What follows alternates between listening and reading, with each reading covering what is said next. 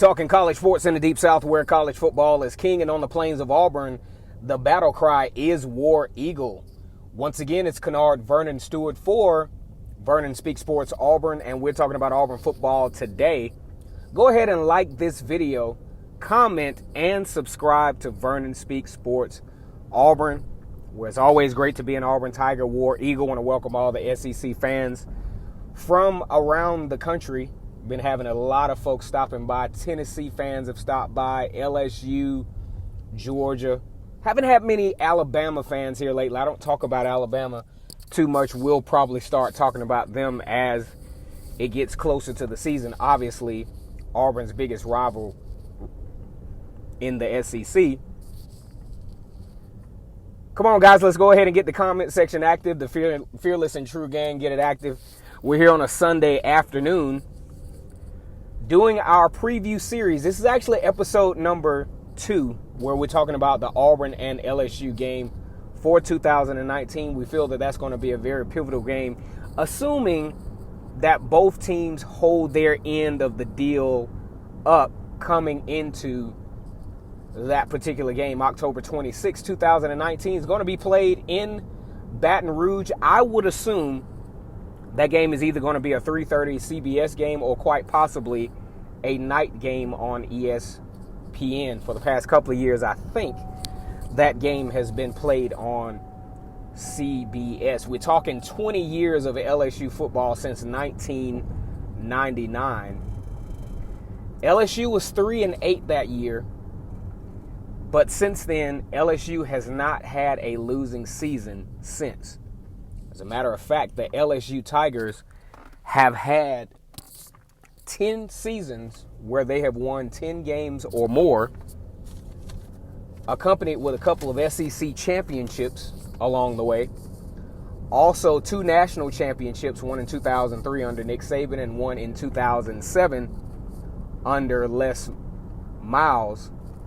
9 New Year's 6 bowl appearances. The reason why this is important, even if you can't make it to the BCS championship, those New Year's 6 bowls pay out a lot, and it gives you national exposure, because usually there are no other games going on during that time but yours. So you get a lot of national exposure, and you have the opportunity to compete with other Power 5, high-ranked Power 5 teams that have had success that year. Didn't quite have enough to make it to the college football playoff now, but then the BCS national championship.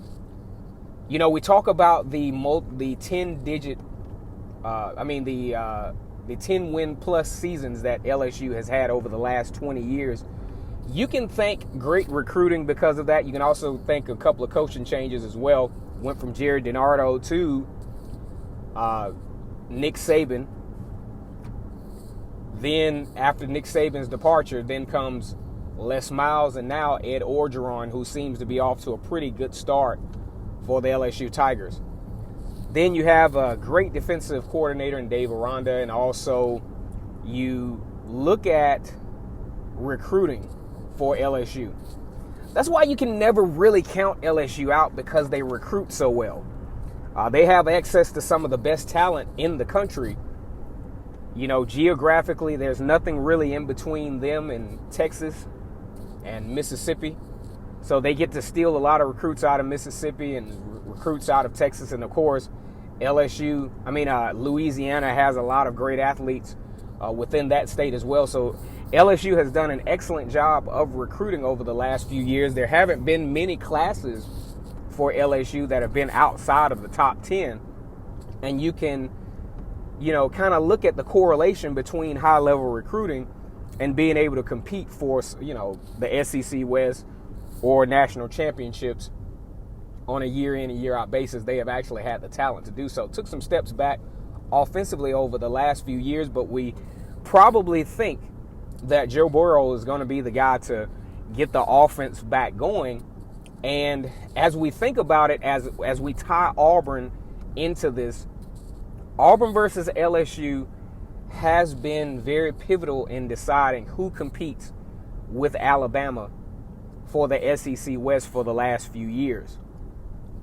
You talk about 2017, Auburn all but had an opportunity to win their first game in Baton Rouge since 1999. It's been over about 20 years since Auburn has won down in Baton Rouge. Like I said, had a good opportunity in 2017, also lost in overtime back in 2005. But we're starting to think at a certain point, if Auburn is going to get over the hump, they're going to have to find a way. And it's not going to be easy at all, as LSU has expectations through the roof, and for good reason. Finishing off the season very strong last year with a win over UCF in the Fiesta Bowl. If you recap 2018, big wins over Miami. You know, when we look at last year for LSU, a lot of folks, because of their perception of Ed Orgeron and the coaching staff there, a lot of folks really thought that LSU would take a step back. But I never thought this, because I know LSU recruits well. I know they always play good on defense. The offense was the only question, but even at that, they're still able to post 9-10 win seasons every single year. So you just can't ever count LSU out or think that you're going to blow LSU out, because they have the squad, they have the guys to make it happen because of the high levels of recruiting. Of course, they're going to have to replace some folks. Devin White is no longer there. Greedy Williams is no longer there. But Delpit is back. He's probably going to be an all SEC cornerback. Very talented young man out of LSU. And, Auburn has an opportunity here. I think if any opportunity for them to win in Baton Rouge, it would be this year, because Auburn brings back a considerable amount of talent, a considerable amount of versatility at the skill position. Also, you can't discount experience.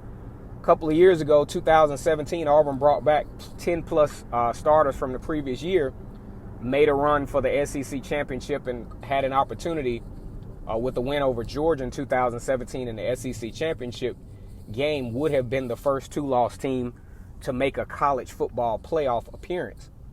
You look at 2013, bringing back 10 or more starters in the national championship game, SEC champions that year. 2010, same thing, 10-plus starters come back, you got a national championship. 2004, bringing back 10-plus starters, you got an SEC championship, and just votes away from possibly competing against USC in the national championship. USC subsequently blasted Oklahoma 55-19. Also, another thing that Auburn may have going in their favor, Gus Malzahn calling plays usually is a really good thing. Gus Malzahn has put up some great numbers even against some of the more stout defenses in the SEC. LSU is going to have one of those this year. So also, I think Gus Malzahn has the tools in place that he can actually diversify his offense. He probably will have a great quarterback between Joey Gatewood and Bo Nix. Has a considerable amount of options as far as running back goes. A lot of versatility there with Boobie Whitlow, DJ Williams, Sean Shivers, Cam Martin. Have the arrival of Mark Anthony Richards and Harold Joyner will give Auburn an opportunity to make this a very, very good game down in Baton Rouge. Most likely 3:30 game, or maybe even under the lights in late October down in Death Valley. Also, you got to look at Harold Joyner, who could possibly be a contributor to the running game as well. Look over to the defensive side of the football field for Auburn to try to be a little bit more competitive, especially at the linebacker position. Now, these guys played pretty well last year with Darrell Williams, Montavious Atkinson, and Deshaun Davis. We feel that this year's group, although inexperienced, will be a little bit more athletic and be a little bit more agile, be a little bit more quicker on the edge to help with run support on the edge, or be the run support that they should be on the edge to take a little pressure off the strong safety. If you think about Trey Matthews and Daniel Thomas, were very active in run support, largely, one, because they tackle well, but two, because at times they had to give support to the linebackers who are usually just a step behind. Okay, so we look at 2019 and think that those things could possibly be different. So Auburn and LSU is shaping up to be a very competitive game.